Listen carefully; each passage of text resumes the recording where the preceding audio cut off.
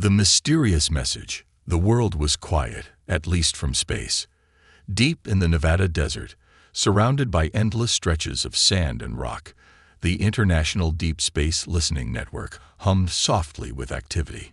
Inside its main control room, a team of scientists monitored screens filled with patterns of stars and streams of numbers. They were listening to the universe, as they always did, waiting for a sign of something. Anything that suggested intelligent life beyond Earth. Dr. Alina Cooper, a linguist specializing in extraterrestrial signals, sat at her desk, sipping her third cup of coffee. She stared at the same lines of data she had seen 1,000 times before. Nothing unusual, just cosmic background noise. Then it happened. A sudden burst of sound erupted from the speakers, sharp and piercing. Alina nearly spilled her coffee as she turned to her console. The waveform on her screen danced wildly, unlike anything she had ever seen. Around the room, her colleagues froze. Conversation stopped. "Is that a pulsar?" one technician asked, breaking the silence. "No," Alina said, her voice trembling. "It's too irregular. Pulsars have a rhythm. This feels intentional." The signal came again, this time more controlled. It pulsed in a pattern. 3 short bursts, then 2 long ones, then 3 more short ones. Everyone in the room exchanged nervous glances. It wasn't natural. Someone, or something, was trying to communicate. Within hours, the world's top scientists gathered at the facility, poring over the mysterious signal. Cryptographers worked alongside astrophysicists, each trying to decode the message. Days turned into weeks as theories spread like wildfire. Some believed it was a friendly greeting. Others thought it might be a warning. But no one could make sense of the strange pulses. Then Alina cracked it. She stayed late one night, staring at the sequence, her eyes red and heavy with exhaustion. The patterns reminded her of ancient Earth languages, the kind that used dots and dashes. Could it be a type of interstellar Morse code? Her fingers flew across her keyboard, assigning meaning to each pulse. Slowly, the words began to form. When she read the message aloud, her heart sank. "Beware. Humans must not awaken their fury. It will destroy everything." The room fell silent. Alina leaned back in her chair, her mind racing. The words didn't make sense. Fury. What fury? And why was an alien species warning them about it? The next morning, the world learned of the message. News outlets broadcasted the discovery, sparking fear and fascination. Social media exploded with debates. Some called it a hoax. Others believed it was a sign of doom. Governments worldwide scrambled to respond.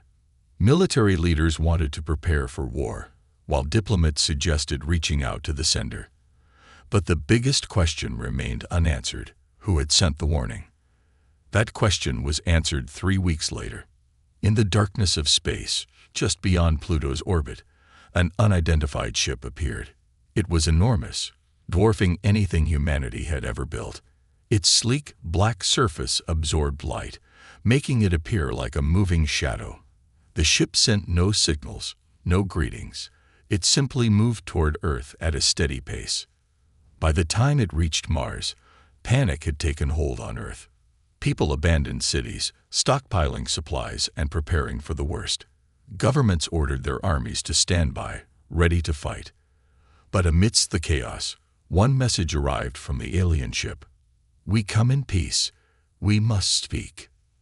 The ship stopped just outside Earth's atmosphere, hovering silently over the Pacific Ocean. It sent coordinates for a meeting, a remote island in the middle of the ocean. A delegation of Earth's leaders, scientists, and military officers prepared to board the alien vessel. Among them was Alina, chosen for her role in decoding the message. As their shuttle approached the alien ship, the humans stared in awe. The vessel was unlike anything they had ever imagined, with glowing runes etched into its surface that pulsed like a heartbeat. A docking bay opened, and the shuttle was pulled inside. The humans stepped out, their breaths caught in their throats. Standing before them was an alien unlike anything from Earth's stories. It was tall and slender, with skin that shimmered like liquid metal. Its eyes glowed softly, and when it spoke, its voice echoed in their minds. "I am Shora," it said, bowing slightly. "I am here to warn you." "Warn us about what?" Alina asked, her voice steady despite her fear. Jora's glowing eyes dimmed slightly, as if in sadness. "About yourselves." The room grew tense. The humans exchanged confused glances. One of the military officers stepped forward. "Explain," he demanded. "What do you mean? Warn us about ourselves." Jora raised a hand, and a hologram appeared in the air. It showed Earth from space, surrounded by a glowing red aura. "Your kind possesses a gift," Jora said. "A power unlike any in the universe. But it is a double-edged sword. If unleashed, it will not only destroy your enemies, but consume everything in its path." Alina frowned. "What power are you talking about? We're not a threat." Jora turned to her, its eyes locking onto hers. "You misunderstand, human. The danger does not come from your technology or your weapons. It comes from your spirit, your fury." The room fell silent. Jora continued, its voice heavy with urgency. "In times of great peril, your species does not break. Instead, you awaken, you adapt, you rise. But your fury is uncontrollable. It has destroyed entire civilizations before, and if it awakens again, it will destroy the universe." Alina felt a chill run down her spine. "Why are you telling us this?" she asked. Jora stepped closer, its metallic face unreadable. "Because you are nearing a tipping point. The universe has seen your fury before, and it will not survive it again." The part ends here, leaving the audience gripped by the alien's dire warning and the mystery of humanity's fury. The ambassador's warning.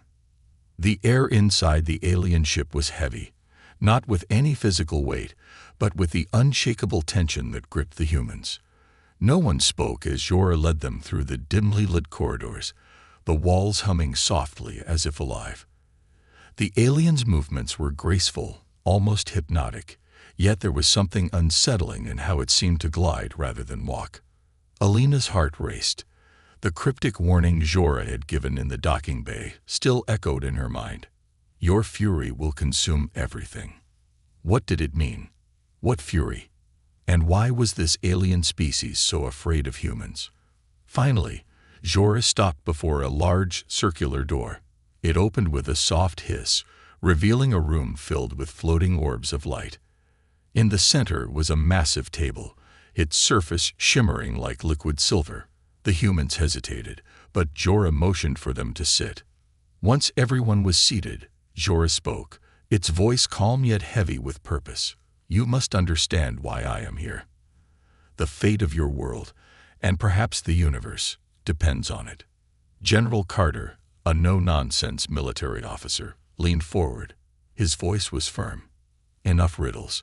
If you have something to say it plainly." Jora's glowing eyes dimmed slightly, a sign of what seemed like sadness. "Very well. I will tell you a story. A story of the past, of what happens when humans are pushed too far." The orbs of light in the room dimmed, and the table's surface shifted, forming an image of a distant galaxy. Jora began to narrate. "Centuries ago, my people, the Zelfar, were explorers. We sought knowledge and connection with other civilizations.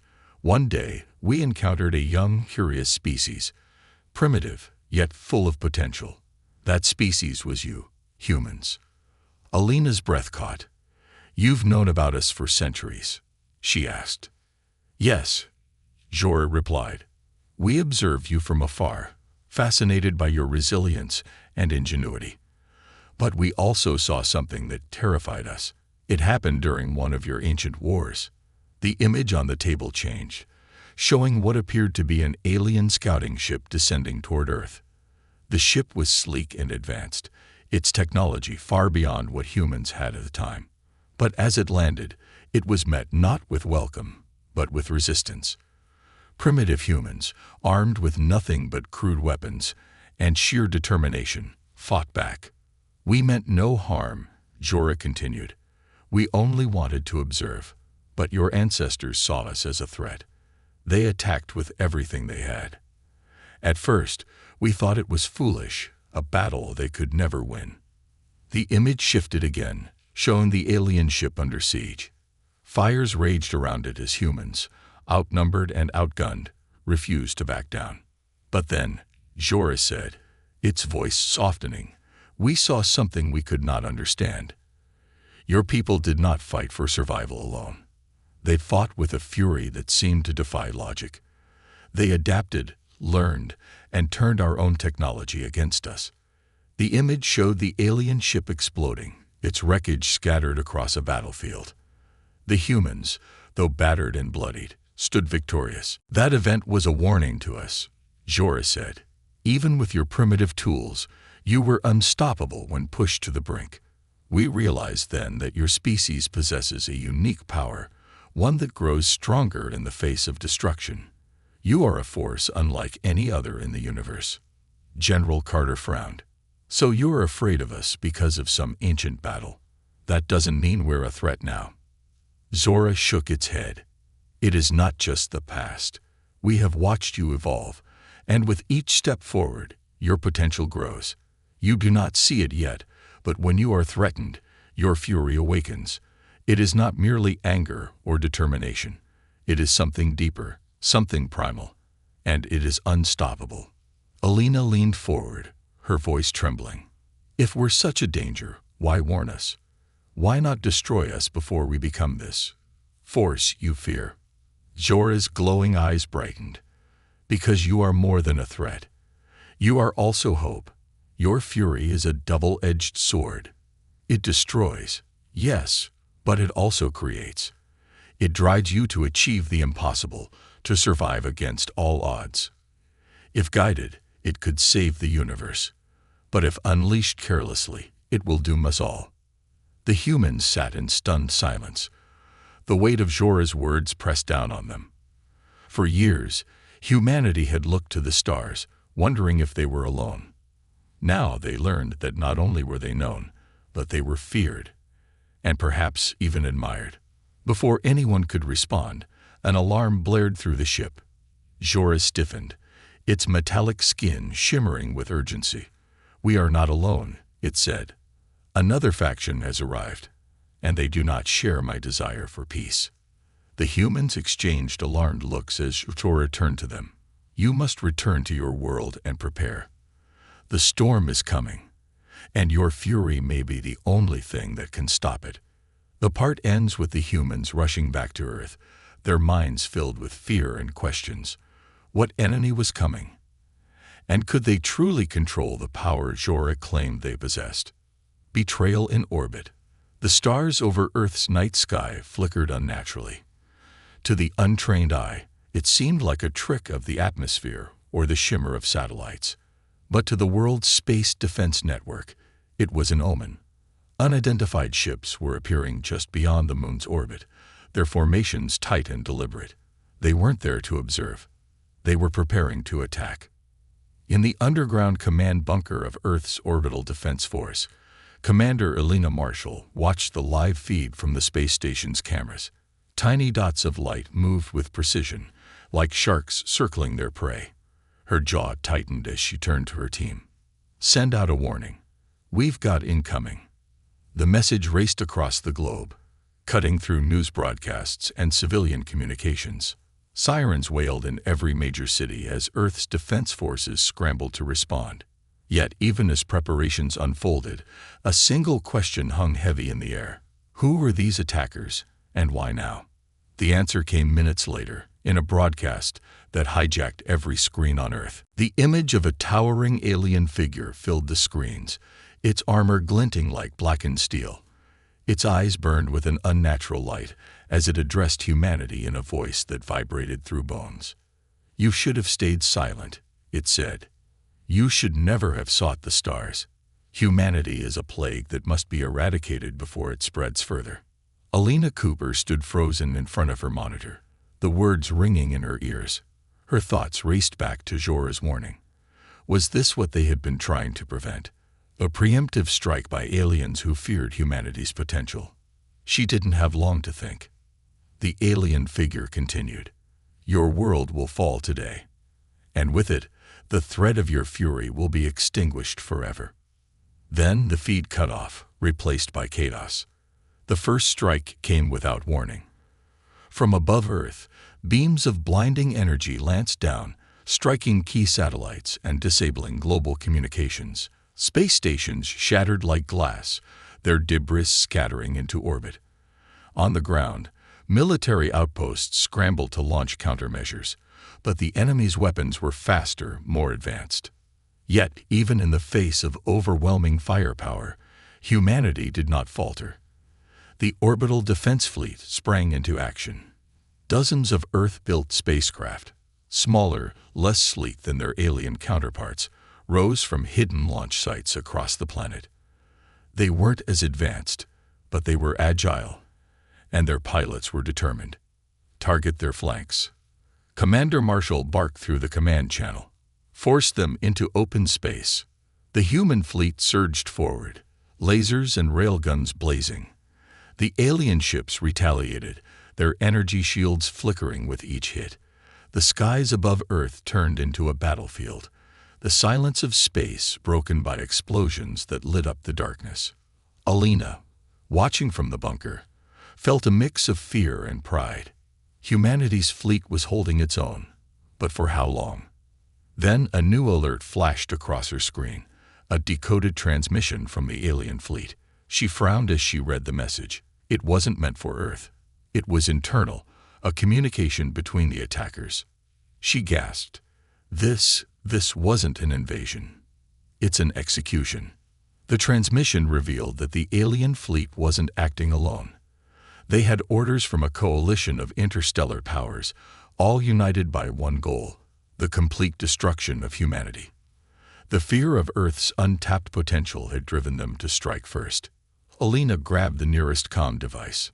Marshall, we're not just fighting one enemy. There's a whole coalition out there, and they're afraid of us.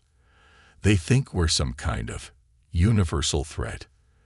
There was a pause before Marshall's voice came through, calm but laced with urgency. Then we'll show them why they're right. As the battle raged, Earth's fleet began to adapt. Pilots used unconventional tactics, exploiting the aliens' rigid formations. Engineers on the ground worked tirelessly, patching vulnerabilities and launching reinforcements. Humanity's greatest strength, its creativity, shone through. One ship, the Phoenix, led a daring charge through the heart of the enemy fleet. Its captain, a former test pilot named Darius Kane, pushed his ship beyond its limits. He and his crew had devised a risky maneuver to disable the aliens' command vessel. Hold steady, Darius shouted as the Phoenix weaved through a hail of enemy fire. We're not done yet. The ship's experimental railgun charged, its hum filling the cabin. With a deafening blast it fired, the projectile ripping through the alien command ship's shields and striking its core. The enemy vessel erupted in a burst of light, sending shockwaves through the battlefield. The humans cheered as the alien fleet faltered, but their victory was short-lived. A fragment of the destroyed ship's data core had been intercepted, revealing a chilling discovery. The aliens had a failsafe. A massive weapon, hidden on the dark side of the moon, was ready to fire on Earth. Commander Marshall's voice cut through the celebration. This fight isn't over. We got a weapon to disable, and we've only got one shot. The humans braced for the next phase of the battle, their determination unshaken. They knew the odds were against them, but they also knew one thing for certain. No force in the universe could stop humanity when it fought for survival. The part ends here, with Earth's forces preparing for a desperate mission to disable the doomsday weapon, leaving the audience on edge. Humanity's dark past. The room was dark, save for the soft glow of the hologram hovering in the center. It displayed Earth, its blue and green hues peaceful and serene, a stark contrast to the tension in the air.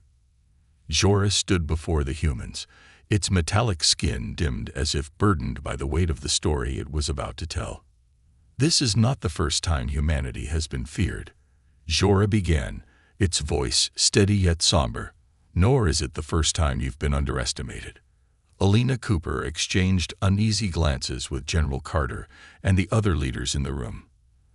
They had just survived an orbital battle and uncovered the existence of a coalition bent on destroying Earth. Now, Jorah was promising answers that could either vindicate or condemn humanity. "What do you mean?"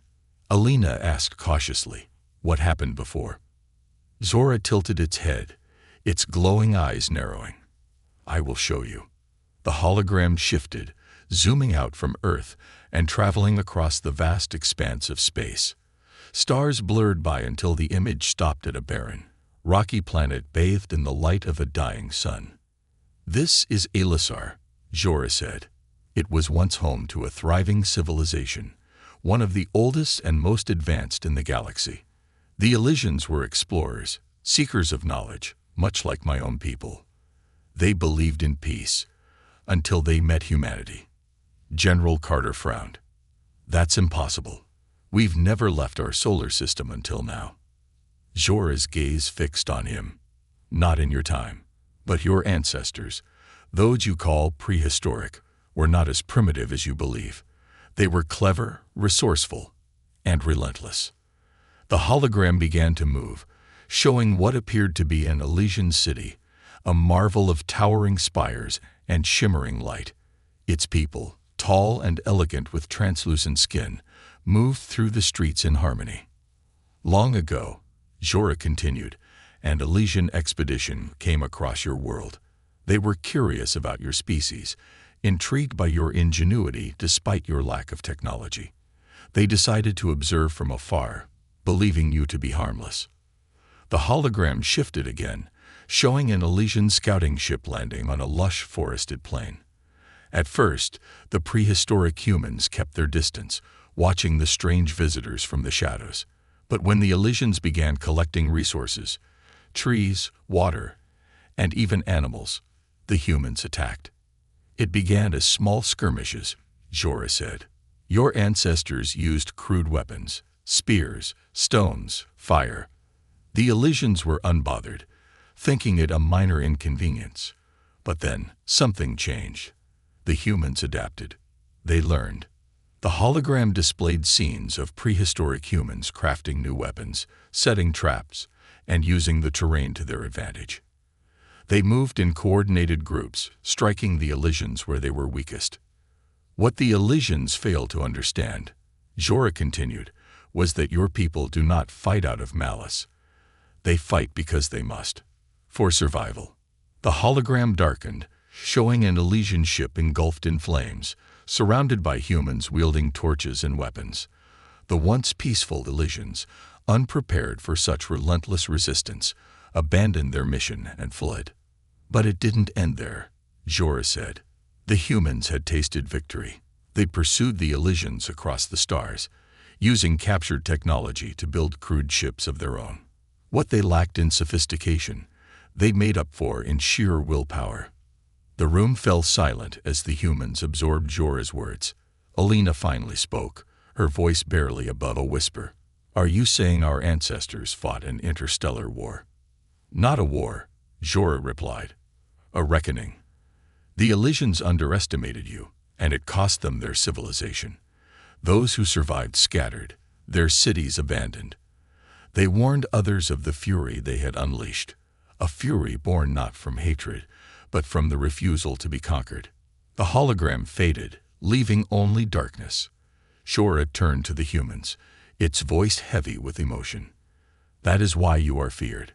Not because of your weapons or technology, but because of your spirit. When pushed to the brink, you do not break. You rise. And that terrifies the galaxy." General Carter crossed his arms, his expression unreadable. "So what? You're saying we're too dangerous to exist? Is that why this coalition wants us dead?" Jorah hesitated before answering. "They fear what you might become. But I see something different. Your fury is not just a weapon.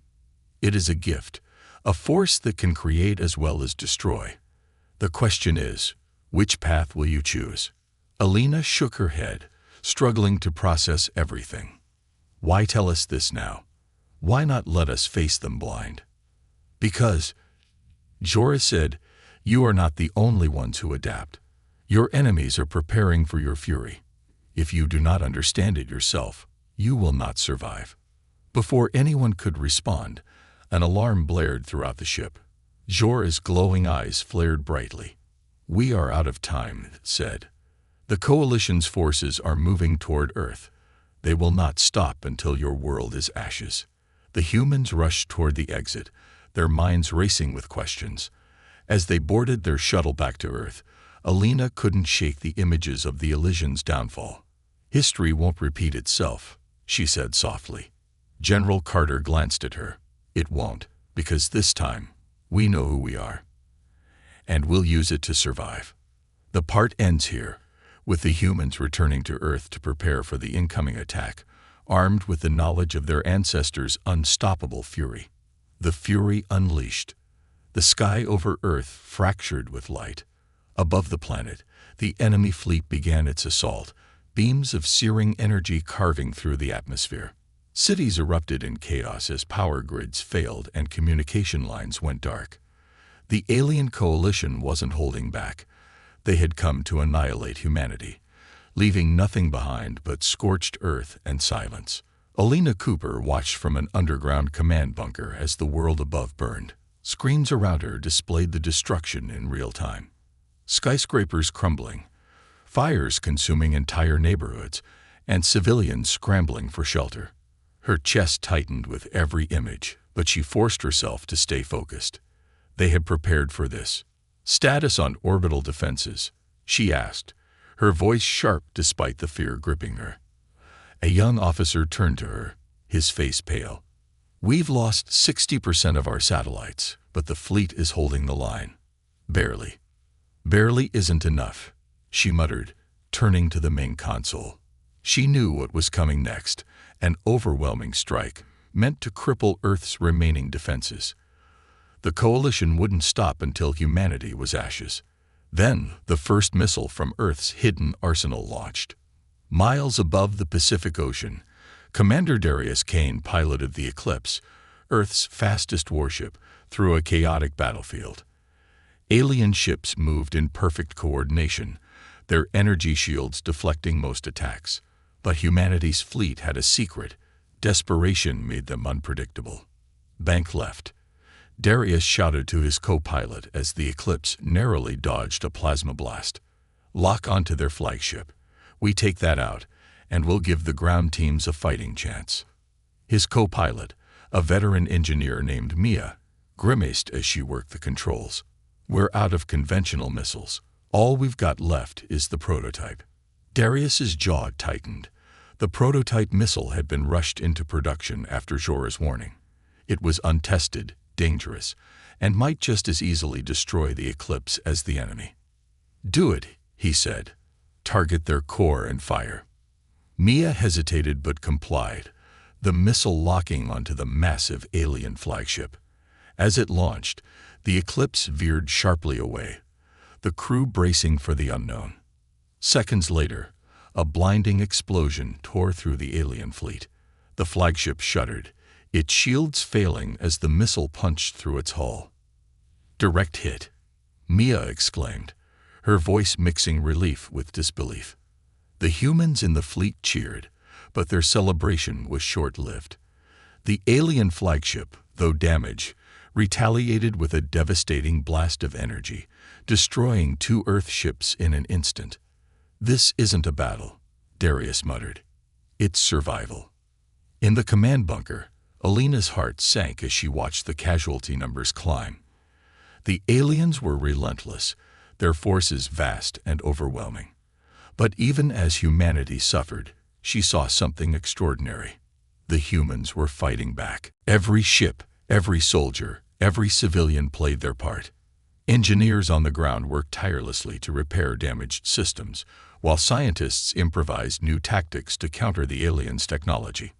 Civilians in shelters used what little resources they had to assist in communication relays. Humanity wasn't just defending itself, it was adapting, faster than anyone thought possible. Alina turned to General Carter, who stood stoic despite the chaos around them. Jorah was right, she said quietly. This is what they feared. Not our weapons. Us. Carter nodded. Then let's give them something to fear. As the battle raged, Jorah's voice echoed over the comms. The Coalition is deploying their final weapon. If they succeed, all life on Earth will end. What weapon? Carter demanded. A dark energy pulse, Jorah replied. It will consume your planet's atmosphere and render it uninhabitable. Panic rippled through the bunker. The alien coalition wasn't just attacking Earth. They intended to erase it entirely. Alina's mind raced. Humanity had fought impossible odds before, but this was beyond anything they had prepared for. Then an idea struck her. What if we turned their weapon against them? She asked, her voice steady despite the enormity of her suggestion. Carter frowned. How? We have Jorah, she said. Their technology is similar to hers. If she can tap into their systems, we might be able to redirect the energy pulse, send it back to their fleet. The room fell silent as everyone processed her words. It was a desperate gamble, but desperation was all they had left. Carter finally nodded. Do it. As Jorah worked to infiltrate the Coalition's systems, the battle intensified. The alien fleet launched a final wave of ships toward Earth, determined to finish the job. On the ground, civilians and soldiers alike braced for the end. But humanity didn't break. In New York, a firefighter pulled a trapped family from the rubble, refusing to give up even as buildings collapsed around him. In Tokyo, a team of engineers repurposed construction drones into emergency rescue bots. Across the world, people stood together, their determination unshaken. Above them, Darius and the Eclipse led the charge, drawing the alien fleet's attention away from Jorah's operation. He knew the odds were against him, but he didn't care. Humanity had one chance, and he would give everything to make it count. Hold the line, he shouted over the comms. We're not going down without a fight. Finally, Jorah's voice rang out. It is done. In orbit, the Coalition's weapon, a massive black sphere pulsing with dark energy, began to glow. But instead of firing on Earth, it turned on its creators.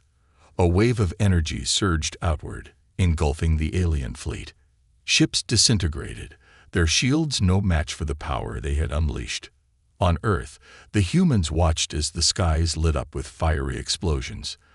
The alien fleet was gone. Against all odds, humanity had won. The part ends with the humans standing amidst the ruins of their world, battered but unbroken, as they prepare for what comes next. The turning tide. The silence after the battle was deafening. For the first time in hours, the skies above Earth were still. The alien fleet had been obliterated by their own weapon, turned against them in a desperate gamble that paid off. But there was no celebration. The air in the command bunker was thick with exhaustion and dread. Everyone knew this wasn't over. Alina Cooper stood in front of the central console, her hands gripping the edges tightly. The glow of the monitors illuminated her face, etched with worry. On the screen, debris from the alien fleet drifted through orbit, glowing faintly against the darkness of space. It looked like a victory, but she knew better. This was just a fraction of their forces. Jorah's voice echoed, calm but unrelenting. The alien stood at the center of the room, its glowing eyes fixed on the screens. The Coalition will not stop. They will send more. General Carter, standing nearby, clenched his jaw. How much time do we have? Jorah tilted its head, calculating. Days. At most. A chill swept through the room. Earth had barely survived this battle. Another wave would crush them entirely. Alina turned to Jorah. Then we need to strike first, before they can regroup. Above the Earth's atmosphere, a small team of elite pilots and engineers gathered aboard the Vanguard, humanity's most advanced stealth ship. The Vanguard was a prototype, designed for reconnaissance, but hastily modified into a strike vessel. Its mission: infiltrate the Coalition's main stronghold and disable their command center before reinforcements could arrive. Commander Darius Kane stood at the helm, his crew silent, as they prepared for the most dangerous mission of their lives. The room buzzed with tension as final checks were made. "Listen up," Darius said, his voice steady. "We've got one shot at this. The Coalition's command center is heavily fortified, but their systems are vulnerable. If we can plant the EMP charge, it'll fry their network and leave them blind. After that, we run like hell." Mia, his co-pilot, glanced at him. "And if it doesn't work?" Darius grinned, a flicker of defiance in his eyes. "Then we improvise. That's what we're good at." The crew chuckled nervously, the tension easing slightly. But as the ship launched into the black void of space, silence returned. Each of them knew the odds, and none of them expected to come back. The Vanguard approached the Coalition's stronghold undetected, its stealth systems masking it from the enemy sensors. On the view screen, the crew saw the massive station, a sprawling fortress of metal and light, its structure bristling with weaponry. Mia's hands danced over the controls. "We're in range," deploying the probe. A small device launched from the ship, scanning the station for weak points. The crew watched as the data streamed in, outlining the structure's defenses. "There," Alina's voice crackled through the comms from the bunker. "Sector 17. It's a maintenance corridor, lightly guarded but leads straight to the core." Darius nodded. "That's our way in. Mia, take us in close." The Vanguard slipped through the station's outer defenses, its engines humming softly. The tension in the cabin was palpable as they neared the maintenance corridor. Darius activated the comms. "Team 2, you're up." A small group of soldiers suited up, their faces grim as they prepared to board the station. They knew what was at stake, and what failure would mean. "Good luck," Darius said as the hatch opened. The soldiers disappeared into the station, their movements swift and silent.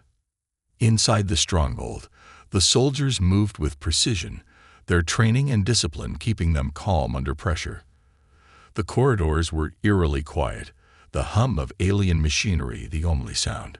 As they approached the core, the tension grew. The soldiers' leader, Captain Alina Reyes, signaled for them to stop. She scanned the area, her eyes narrowing. Something's not right. Too quiet. Her instincts proved correct. The moment they stepped into the core chamber, the trap was sprung. Alarms blared as alien drones descended from the ceiling, their weapons glowing with energy. "Ambush," Reyes shouted, diving for cover. The team opened fire, their weapons lighting up the dark chamber. The battle was fierce, the humans outnumbered but determined. Reyes activated her comms. "Darius, we've been compromised. We need backup." Aboard the Vanguard, Darius slammed his fist against the console. "Damn it. They're pinned down. Mia, get us closer." "That'll blow our cover," Mia warned. "We don't have a choice." Darius snapped.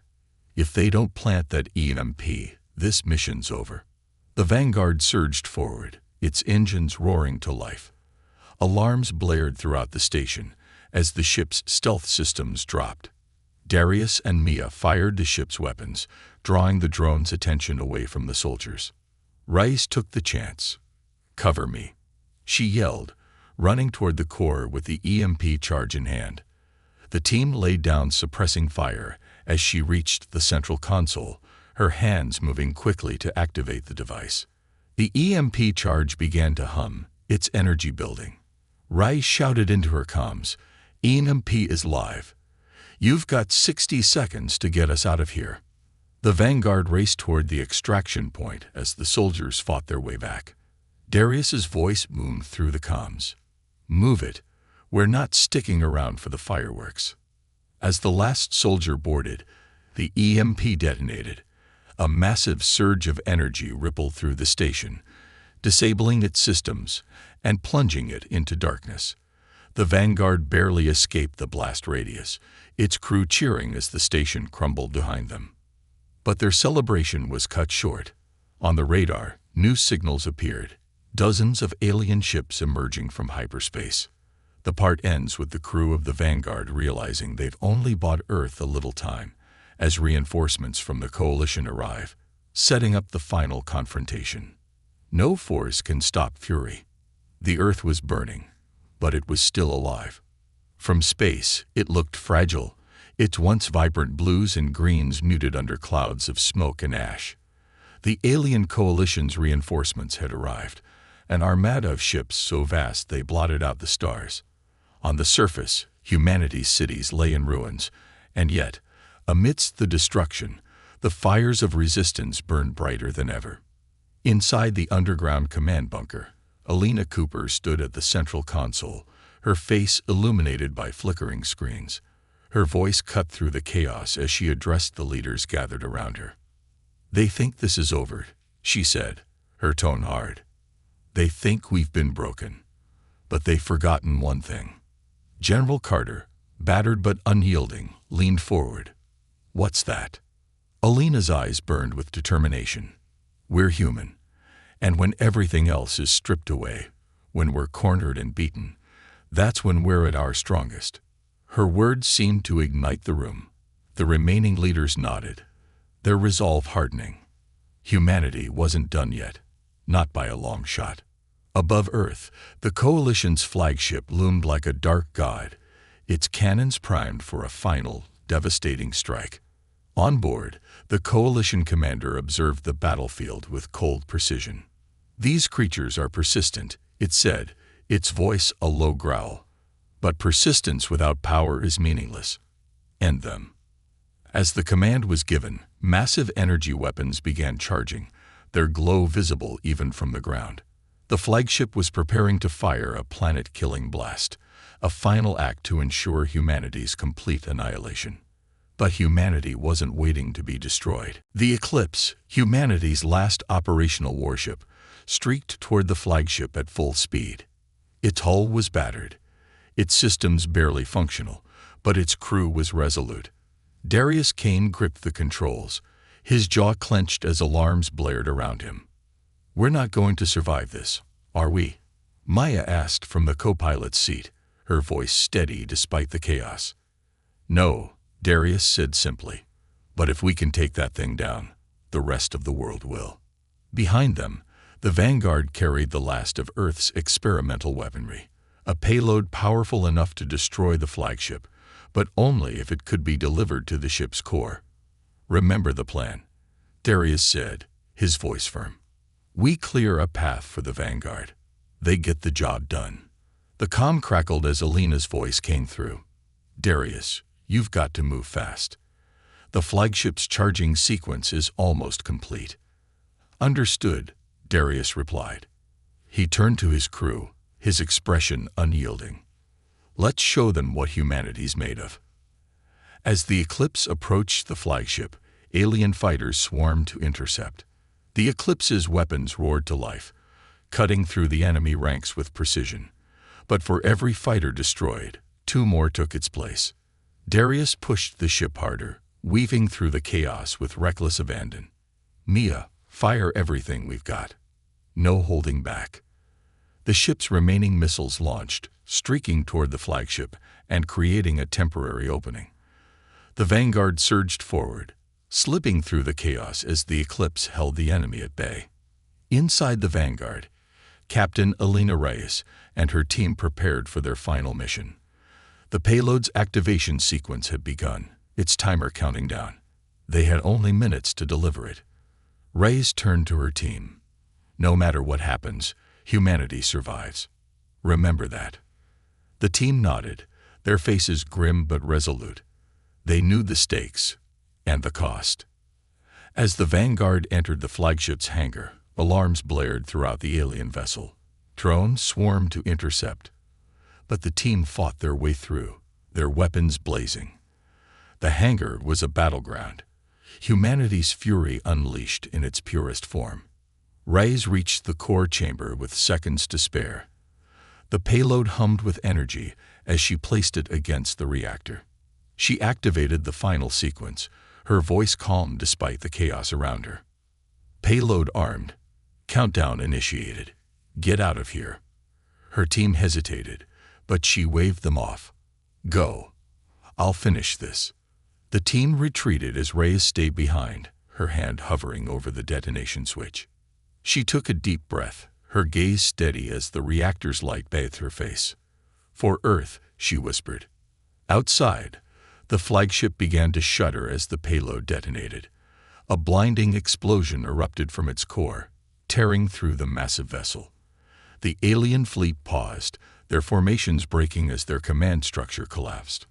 On the ground, cheers erupted as the flagship disintegrated. But the battle wasn't over. The remaining alien ships regrouped, their weapons turning toward Earth for a final assault. In the bunker, Alina's voice rang out. We're not done yet. Redirect all remaining ground-to-space missiles. Aim for their carriers.